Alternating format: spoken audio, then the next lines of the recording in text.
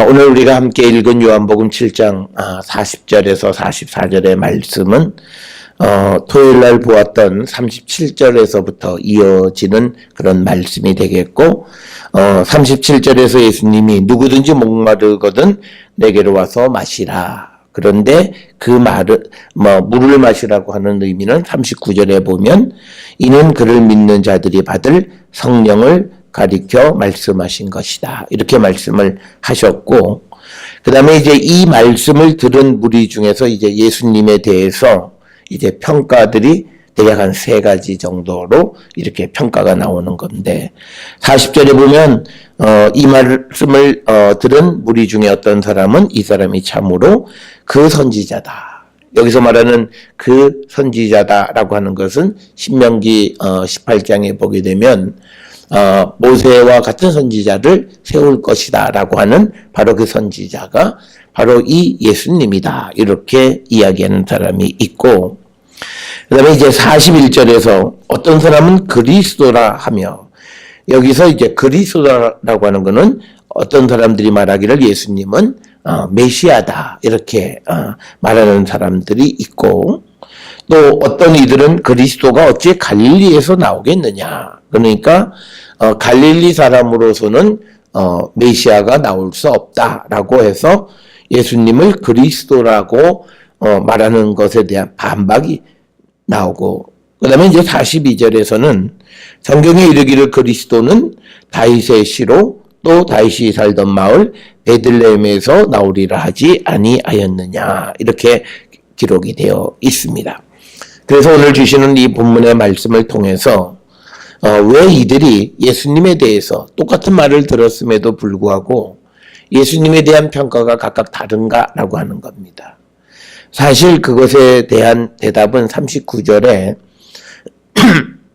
가로로 채워 있는 부분에 예수께서 아직 영광을 받지 않으셨으므로 성령이 아직 그들에게 계시지 아니하시더라. 이 얘기입니다.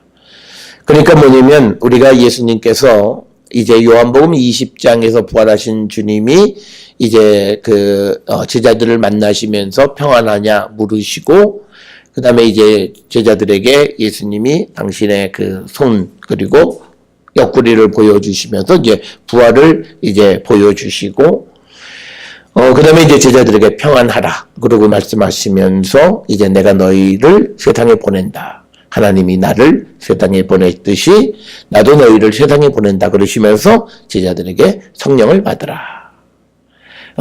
그렇게 말씀을 하시고 이제 예수님이 우리가 교회력으로 보면 이제 40일 후에 이제 승천하시죠.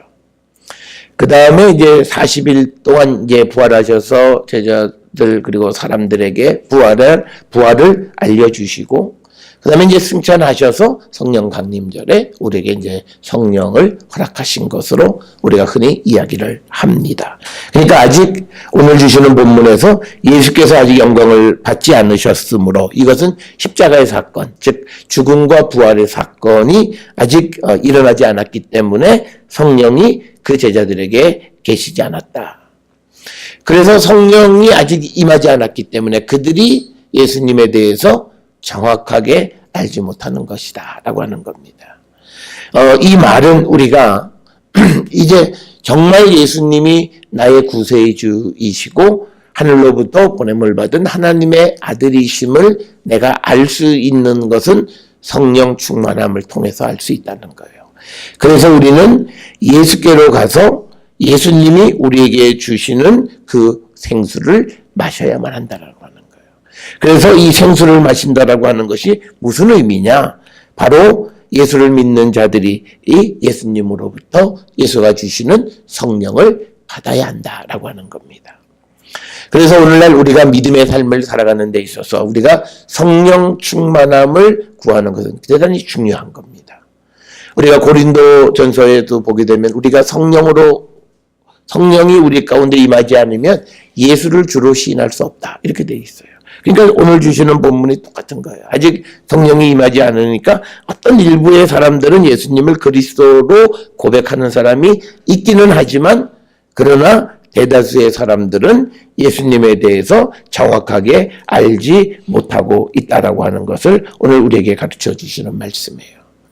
그래서 우리가 고린도전서 12장 3절의 바울의 말씀과 그리고 오늘 주시는 요한복음 7장 39절에 있는 말씀, 그리고 40절부터 41절까지의 사람들의 예수님에 대한 평가, 그 평가가 각각 다른 가장 큰 이유 중 하나는 뭐냐면 그들이 성령을 받지 않았기 때문이다. 그래서 우리가 지금 믿음의 삶을 살아가는 성도들이 성령 충만하지 않았을 때 우리는 예수님을 고백할 수 없다라고 하는 거예요. 그러니까 우리가 육신으로는 예수님 구세주, 예수님은 하나님의 아들, 예수님은 하늘로부터 보낸 자, 얼마든지 말로는 할 수 있어요. 그런데 그 말이 삶으로 이어져야 되는 거예요. 그래서 예수님을 내 구세주로 믿고 살아가면 일단은 예수님의 말씀대로 사는 거예요. 그래서 예수님이 우리에게 명령하신 그 명령을 우리가 몸소 지키며 살아가는 거고, 우리가 원수를 사랑하라 말씀하셨기 때문에 우리가 원수를 사랑하려고 하고 사랑하는 그런 삶을 우리가 살아갈 때 그가 정말 예수님은 나의 구세주라고 고백하는 그 고백이 진실성이 있다라고 하는 겁니다. 그러니까 오늘날 우리가 믿음의 삶을 살아가는 데서 그 믿음의 삶이 진실한 믿음이 될 수 있으려면 성령 충만한 가운데 우리가 그 믿음을 고백해야 되고, 그 다음에 성령 충만한 가운데 고백하는 그 고백은 우리가 몸소 살아갈 수 있어요. 그래서 우리가 성령으로, 우리가 성령 안에서 예수가 그리스도이심을 주시임을 고백하는 것이고, 그 다음에 우리가 성령 안에 있으면 로마서 8장 4절에 보면 모든 말씀의 요구를 우리가 응할 수 있는, 즉 그대로 살아갈 수 있는 자가 되는 거예요. 그러니까 우리가 성령 안에서만이 예수님을 나의 구세주이시고 나의 주님이라고 고백할 수 있다는 거예요. 그래서 내가 지금 성령 충만하지 않은 가운데 하는 모든 믿음의 행위는 진실성을 담보할 수가 없어요. 어떨 때는 진실된 말을 하는 것 같지만 행동이 따라가지 않아요.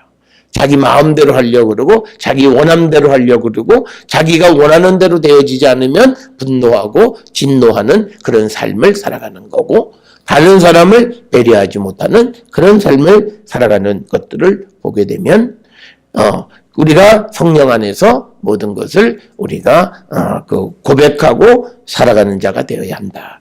그래서 오늘 주시는 본문에서 어떤 사람들은 예수님을 참으로 그가 선지자다, 예언자다라고 아는 사람도 있고, 또 어떤 사람은 구세주다라고 말을 하지만, 그러나 어떤 이들은 그리스도가 어찌 갈릴리에서 나오겠느냐 이렇게 이야기하는 것. 그러니까 성경에 42절에 보면 뭐라고 되어 있냐면, 성경에 이르기를 그리스도는 다윗의 씨로 다윗이 살던 마을 베들레헴에서 나오리라 하지 아니하였느냐.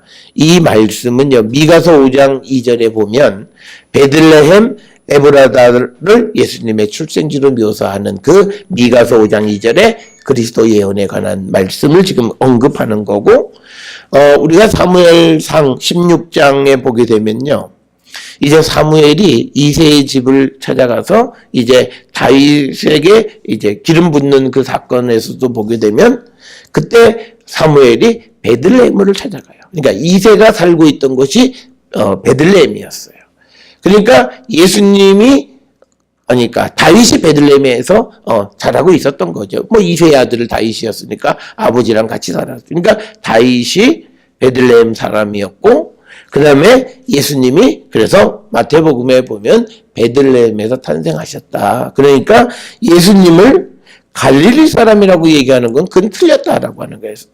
그리고 예수님은 태어나시기를 베들레헴에서 태어나셨고, 그 말씀은 미가서 5장 2절에 있는 그 말씀대로 베들레헴에서 태어나셔서 다윗의 씨로서 이 땅에 오셨다라고 하는 것을 이제 42절에서 설명을 하고 있는 겁니다.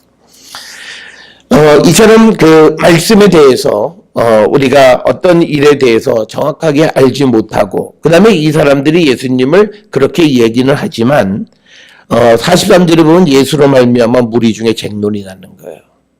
여러분, 우리가 성경을 가지고 토론하다가 논쟁을 벌이는 이유는 뭐냐면요. 그 토론에 참여한 모든 사람이 성령 안에 있으면 절대 논쟁이 일어나지 않아요. 어떤 이들은 성령 안에 있고 어떤 이들은 성령 밖에 있고 어떤 사람은 믿음 아닌 믿음을 가지고 그 대화에 참여하기 때문에 서로 초점이 다른 거예요. 한 사람은 저 높은 곳을 향해서 얘기하는데 한 사람은 아주 땅바닥의 것을 얘기하는 거예요. 그러니까 서로 대화가 접점을 찾을 수가 없는 겁니다. 그래서 여러분 우리가 그 성령 안에 있지 않은 사람들과 성경이나 예수님이나 하나님에 대한 논쟁은 하지 마세요. 단지 우리가 할 수 있는 건 논쟁이 아니라 그에게 하나님이 누구이시고 그리스도가 누구이신지를 알려주는 일을 할 수는 있지만 논쟁을 해가지고는 답이 나오지 않습니다. 그는 쓸데없는 일이에요. 그는 우리가 성령 안에 있으면 도대체 말씀으로 예수님으로 하나님에 대해서 논쟁이 벌어질 일이 없어요. 그래서 우리가 오늘 주시는 이 본문의 말씀에 보면 예수님으로 말미암아 우리들 가운데 이제 쟁론이 벌어진 거예요. 그러면서도 44절에 보면 그 중에는 그를 잡고자 하는 자들도 있으나 손을 대는 자가 없어. 그러니까 뭐냐면 예루살렘 사람으로서 공회에서 말하는 말을 듣고 예수가 누구다. 예수는 아마 이 예수님을 잡고자 했던 사람은 그런 사람이었을 거예요. 특별히 41절에 나오는 것 후반부에 그리스도가 어찌 갈릴리에서 나오겠느냐. 이 말의 의미는 그는 갈릴리 사람으로 메시아인 척하는 사람이란 뜻이죠. 이게 예수님을 사기꾼으로 보는 거예요. 메시아도 아닌 게 메시아인 척 하는다라고 하는 그런 이야기인 겁니다. 아마 그런 사람들은 예수님을 잡고자 하지만 그러나 손을 대지 못했다.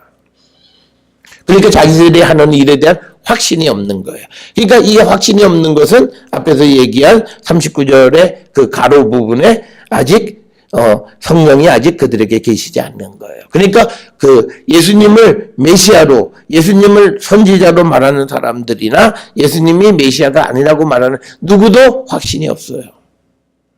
그러니까 머뭇거려요.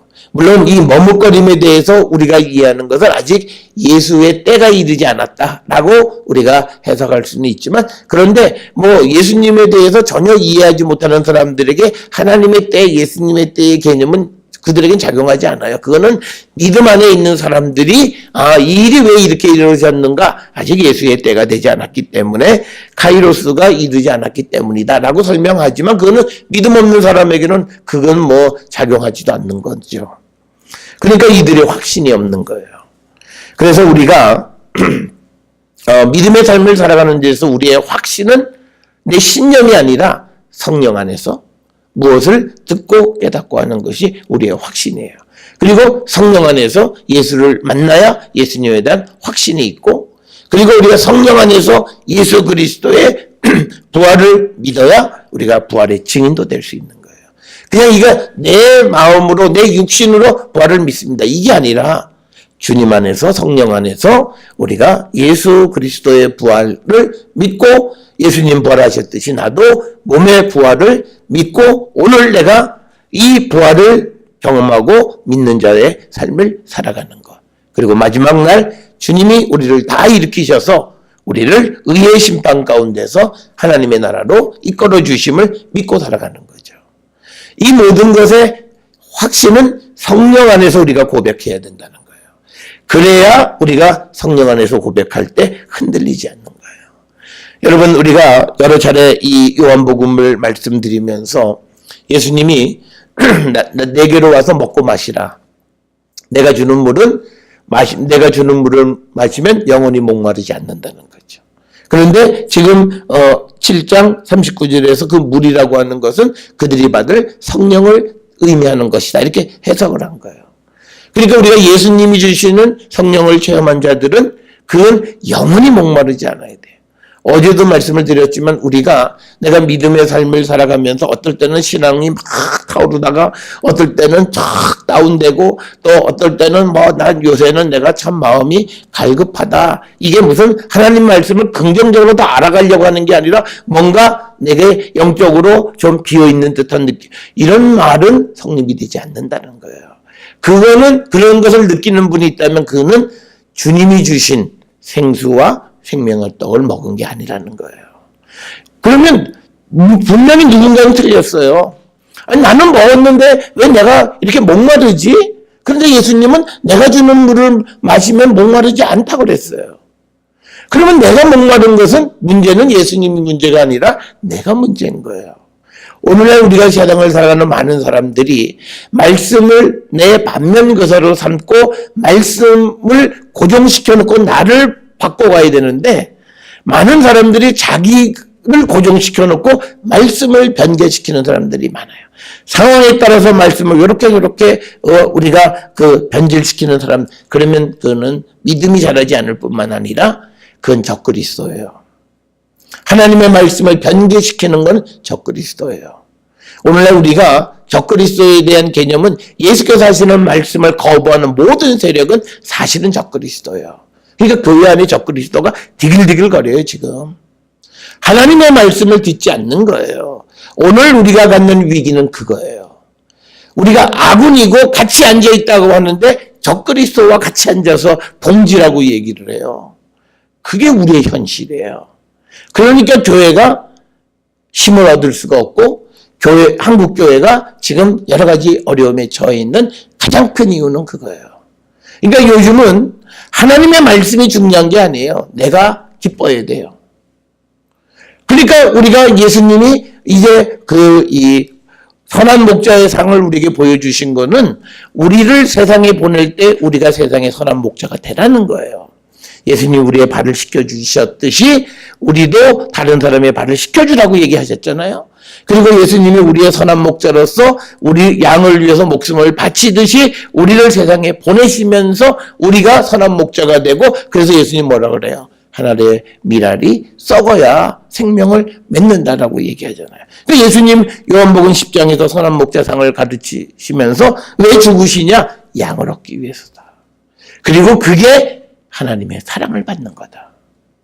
그러니까 오늘날 우리가 예수님을 영접한 사람들이 하나님을 우리가 만나고 하나님의 사랑받는 건 내가 죽어야 돼요. 그 방법밖에 없어요. 그게 예수님이 우리에게 가르쳐 주시고 요한복음에서 20장 21절에 예수님이 우리를 내가 이제 너희를 세상에 보낸다 그러는 거예요. 그러면 보냄을 받은 사도로서 우리가 세상을 살아가는 것은 예수님이 우리의 목자로서 목숨을 바쳐 우리를 구원하셨듯이 우리도 믿지 않는 자들을 위해 우리의 목숨을 바치고, 그리고 우리가 정말 그들을 주께로 인도하는 사명을 감당해야 한다는 거예요. 그래서 우리가 예수 그리스도 안에서 주님이 주시는 말씀을 먹으면요, 내 문제만 가지고 막 발구르고 하는 건 큰 믿음이 아니에요. 그 자는 아직 예수를 만나지 못했어요. 요한복음 3장 16, 17절에 나오는 것들은 처음 예수님이 보편적 사랑을 우리에게 보여주시는, 그래서 그 예수를 영접하지 못한 자들은 아직도 그 사랑에 있지만 주님을 영접했고, 이제 우리는 주님의 부활하신 주님을 만나기까지 했어요. 그러면서 지금은 다시 오시는 주님을 기다리고 있어요. 이 다시 오시는 주님을 기다리는 우리는 세상에 보냄을 받은 자예요.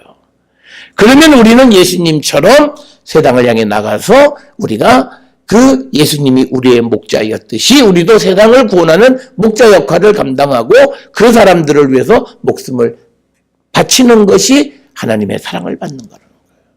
그러니까 우리는 요새 은혜 받으세요? 뭐가 은혜 받아요? 내가 뭘 소유하고 갖고 내 일이 잘 되고. 그러면 주님이 하시는 말씀과는 정반대로 가는 거예요. 그러면서 은혜 받았고 복 받았다. 그러니까 보세요. 교회들이 재정적으로 물질적으로는 70년대 80년대보다 부흥하고 커졌지만 세상으로부터는 멀어지잖아요. 이 아이러니를 우리가 극복해야 돼요. 그 아이러니는 예수의 말씀으로 돌아가는 거예요.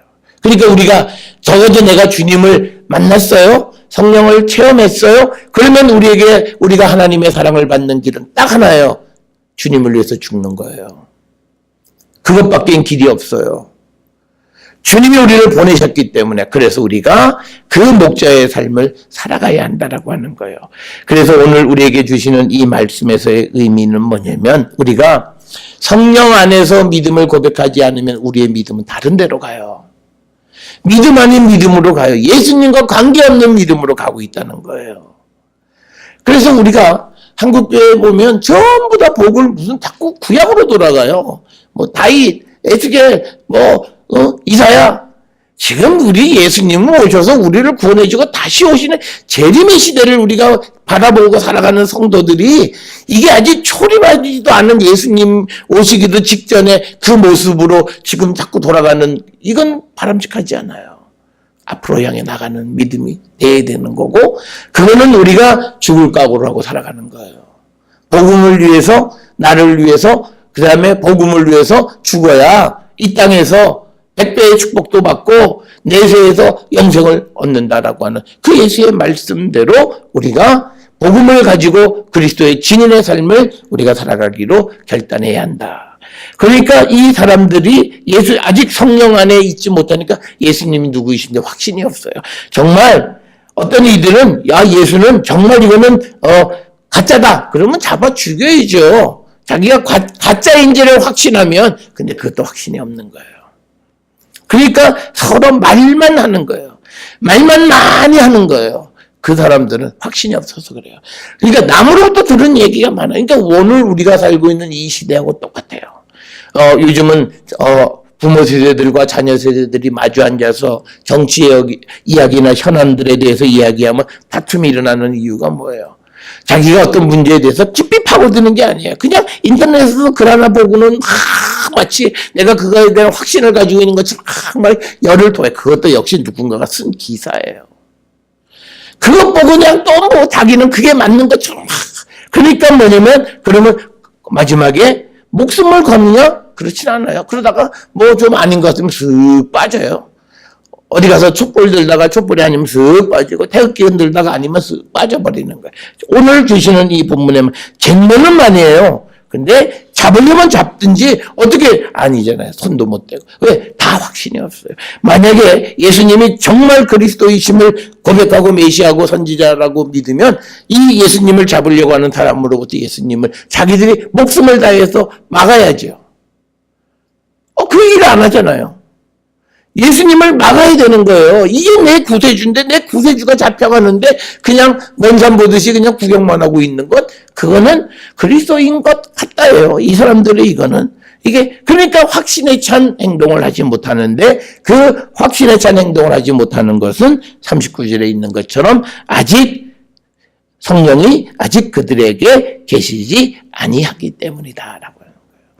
그걸 뒤집어서 성령이 그들에게 계시면 그들은 이제 우리가 바뀌어진 베드로와 요한의 모습이죠. 우리가 잘 아는 것처럼 베드로가 예수님을 가야바의 집에서 여종 앞에서 모른다. 나는 그와 한패가 아니다. 그리고 예수님을 저주까지 했던 그 사람이 성령을 체험하고는 그 다음엔 복음을 그 예수를 증거하는데 공회원들이 너 입담으로 예수에 대해서 말하지 마.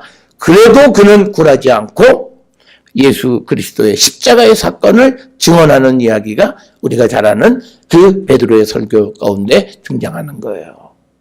그러니까 뭐냐면 성령 안에 있는 사람은 이런 확신에 찬 행동을 하는 거예요. 아니면 말고가 아니에요. 우리가 성경에 때를 우리가 어떤지 못 어떤지 복음을 심쓰라. 그게 뭐냐면 때가 아니니까 내게 기회가 그게 아니라 그 말의 의미는 열심히 항상 복음을 전하라는 얘기이지 지금은 때가 아니구나 그런 의미로 우리에게 주신 말씀은 아니라는 거예요. 그래서 우리가 성령 안에 있지 않으면 뜨뜻미지근해요. 아는 것 같은데 알지도 못하고 그리고 또 모르면 완전히 모르는 것도 아니에요. 그런 삶을 살아가는 가장 큰 이유, 특히 믿음에서 우리의 모습이 그런 이유는 딱 하나예요. 우리가 성령이 우리 안에 계시지 않으면 우리의 모습은 오늘 이 대중의 모습과 같은 모습이다. 그래서 오늘 우리는요, 나는 예수를 누구로 고백하느냐, 그리고 그 고백에 확신이 있는가, 우린 돌아보셔야 돼요. 수많은 사람들이 예수님에 대해서 뭐라 그럴 때에도 나는 아니라고 나설 수 있는 믿음의 용기가 있느냐. 성령 안에 정말 내가 예수를 만나서 예수님 나의 구세주이시고 그리스도이심을 내가 증언하고 우리가 그러고 살아갈 수 있느냐. 예수님의 부활의 증인이 되라 그런 거예요. 이 증인이라고 하는 말, 이건 뭐냐면 순교라고 하는 말에서 같은 단어예요. 그러니까 증언하는 건요, 목숨 걸고 하는 거예요. 앞에서도 말씀을 드렸듯이 우리가 목숨을 걸고 죽을 수 있는 것, 그건 성령 안에 있을 때 그리스도를 위해서 증거하면서 우리는 죽음을 우리는 두려워하지 않는 삶을 살아가는. 그러나 오늘 주시는 이 말씀은 이 사람들의 예수님에 대한 평가는 전부 다 육적인 평가에 지나지 않는 거예요. 말 들어보니까 그게 모세가 말한 이 선지자 맞는 것 같은데 또 그 말을 들어보니까 정말 내 구세주인 것 같아. 야, 무슨 소리냐? 어떻게 그 구세주가 갈릴리에서 나올 수 있단 말이야. 저자는 그냥 갈릴리 사람인데 자기가 메시아인 척하는 사람이야. 뭐 이런 얘기들. 그래서 막 시끄러운 거예요. 그래서 우리가 성령이 하나 되게 하신다라고 하는 개념은 뭐냐면요. 다양성은 있지만 그러나 그것을 하나로 묶어가는 거예요. 여러분, 우리는 잘못 이해하는 게 성경 안에서의 다양성을 인정한다라고 해서 자기 개성을 인정하는 그게 아니에요. 다양한 방법으로 역사하시는 성령의 능력을 믿음으로 인해서 우리가 버라이어티, 다양성을 인정하는 것이지 내 개성을 존중하라는 의미가 아니에요. 착각하면 안 돼요. 그러니까 오늘날 교회에 와서 마음대로 행동해요. 그게 아니에요. 그래서 우리가 다양성 속에서 하나를 향해 가요. 그러니까 자기 마음대로 움직이니까 하나를 향해 못 가요. 교회를 생각하는 마음이 없는 거예요. 그럼 간단한 거예요. 그러니까 우리가 대학이라는 게요. 수많은 전공이 있어요. 그런데 그것이 유니티를 형성하는 거예요. 그러니까 뭐냐면 과가 여러 개가, 그러니까 우리가 대학이 추구하는 게 연계하는 것, 서로 다양한 학문들끼리 서로 연계해서 어떤 또 다른 학문의 세계를 창조하는, 이게 오늘날 우리가 흔히 얘기하는 제4차 산업의 그런 창조적인 영역을 개척하는 것과 똑같은 거예요. 그러니까 뭐냐면 다양성이요, 유니티가 형성되지 않으면 그 다양성은 쓸데없는 다양성이에요. 그런데 오늘날 우리는 이 다양성을 뭐냐면 자기 개성을 존중해달라고 하는 거예요. 그건 아니에요. 교회는 내 개인의 개성을 존중해 주는 것이 교회가 아니에요. 우리가 그리스도를 위해서 다양성 있게 일을 할 수 있지만 그러나 모두가 그리스도로 다 합쳐진다라고 하는 그런 의미의 다양성을 얘기하는 거죠. 그래서 오늘 주시는 이 본문의 말씀에서 성령을 받지 못하면 시끄럽기만 한 거예요. 그냥 쟁론이 일어나는 거예요. 43절처럼. 그러면서 행동은 아무것도 없어요. 그거예요. 말만 많은 거예요. 교회들이 보면 말만 많아요. 회의만 많아요. 결단력이 없어요. 그건 성령 안에 있지 않는 거고 확신에 차 있지 않는 그런 삶의 모습인 거예요.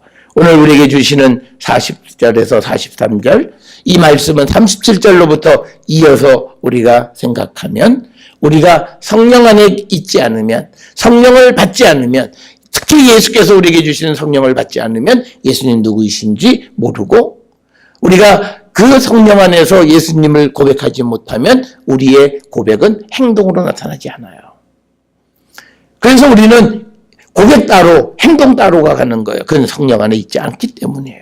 전문이 많아요. 그런데 아무도 행동하지 않는 그런 비겁한 모습들은 진정 성령 안에 있지 못하기 때문에 나타나는 모습이다라고 하는 것. 그래서 우리는 오늘 주시는 이 말씀을 통해서 성령이 우리 안에 계시기를 위해서 우리는 아주 기도하고 성령 안에서 정말 예수님을 고백하고 그 고백에 걸맞는 삶을 살아가기로 결단하고 그런 삶의 열매가 맺어지는 모든 성도들이 될 수 있기를 주의 이름으로 축원합니다.